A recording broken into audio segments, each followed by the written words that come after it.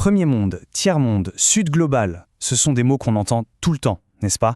On a l'impression de savoir ce qu'ils veulent dire. Mais en réalité, derrière ces étiquettes, il y a toute une histoire de pouvoir, de politique. Allez, on part ensemble pour un petit voyage à travers ces mots qui, littéralement, dessinent notre carte du monde. Parce que oui, la question c'est bien ça. D'où ils sortent, ces termes? On les utilise sans trop y penser, mais ils ne sont pas nés de nulle part. Et en creusant un peu, on découvre que leurs origines nous racontent une histoire passionnante sur qui a le pouvoir et sur la manière dont on perçoit le monde qui nous entoure. Ce qu'on va essayer de comprendre ici, c'est justement ça. Comment on est passé d'une vision très simple, très binaire du monde, à une image beaucoup plus complexe, plus nuancée, comme celle-ci. C'est tout un cheminement. Alors, notre premier arrêt, il nous ramène juste après la Seconde Guerre mondiale, en 1949. C'est un moment en charnière. Le monde sort construit et une idée complètement nouvelle va faire son apparition. Une idée qui va littéralement redessiner la carte économique mondiale. Et là, on assiste à un moment vraiment décisif. Il faut imaginer la scène. Un seul discours, celui du président américain Harry Truman. Et ce discours, à lui seul, va suffire à créer de toutes pièces une nouvelle façon de classer les pays, une toute nouvelle catégorie de nations. Et voilà, la phrase est lâchée. Avec ces quelques mots, le concept de région sous-développée vient de naître. C'est la première fois officiellement qu'on ne divise plus le monde en fonction de la géographie ou de la culture, mais bien en fonction du progrès économique. C'est une vraie révolution dans la manière de voir les choses. Et attention, cette idée, elle n'est pas restée juste une phrase dans un discours. Pas du tout. Elle a été théorisée, mise en modèle. C'est ce qu'on a appelé les étapes de la croissance économique de Rostow. L'idée de base était simple et même plutôt séduisante sur le papier.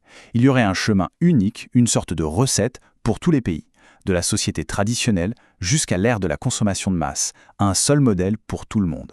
Mais évidemment, cette vision du monde, elle a tout de suite été très critiquée, forcément. Pour beaucoup de gens, cette fameuse aide au développement, ça ressemblait quand même drôlement à quelque chose de bien plus ancien, l'impérialisme, mais, disons, avec un nouvel emballage, un peu plus présentable pour l'après-guerre. Pendant ce temps-là, le monde est en pleine guerre froide, coupé en deux blocs bien rigides, l'Est contre l'Ouest. Mais au milieu de tout ça, un nouveau groupe de pays va commencer à faire entendre sa voix. Des nations qui refusent catégoriquement d'être juste des pions dans ce grand jeu. Et c'est un Français, le démographe Alfred Sauvy, qui va trouver le mot parfait pour décrire ce mouvement. Il va parler de tiers-monde.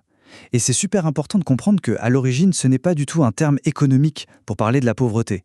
Non, c'est un terme politique. Ça décrit un réveil, une prise de conscience.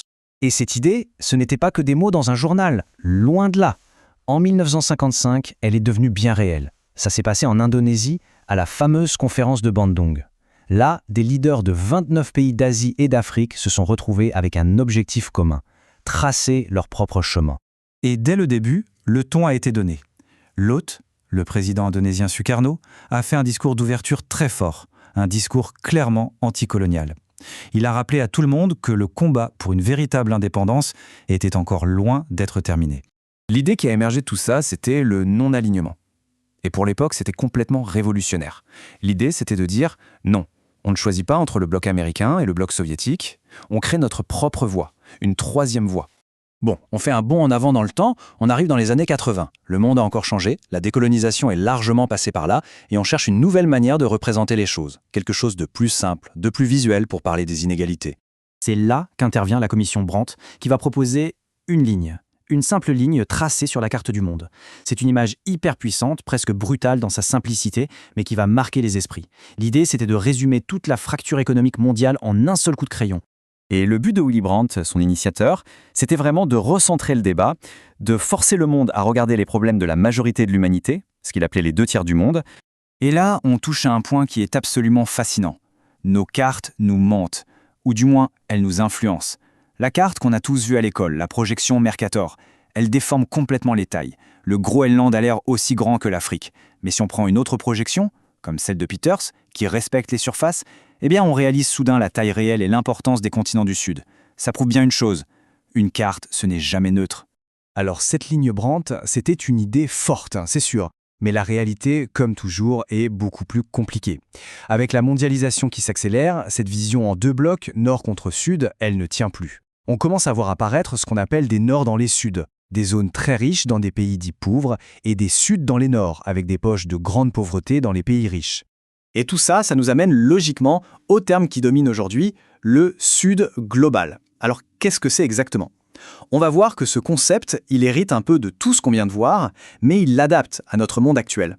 En fait, le terme n'est pas si nouveau. Il apparaît déjà un peu pendant la guerre froide, mais personne ne l'utilise vraiment. Il faut attendre le début du XXIe siècle pour qu'il prenne de l'ampleur, et c'est tout récemment qu'il a vraiment explosé sur la scène politique pour devenir un concept absolument central. Le point essentiel à comprendre, c'est que le Sud global, ce n'est pas vraiment une histoire de géographie. Ce n'est pas juste le sud de la planète. Non, c'est un concept géopolitique. Ça désigne cet ensemble de pays émergents, comme les BRICS par exemple, qui estiment que l'ordre mondial actuel hérité du XXe siècle ne leur convient plus et qui sont bien décidés à le changer.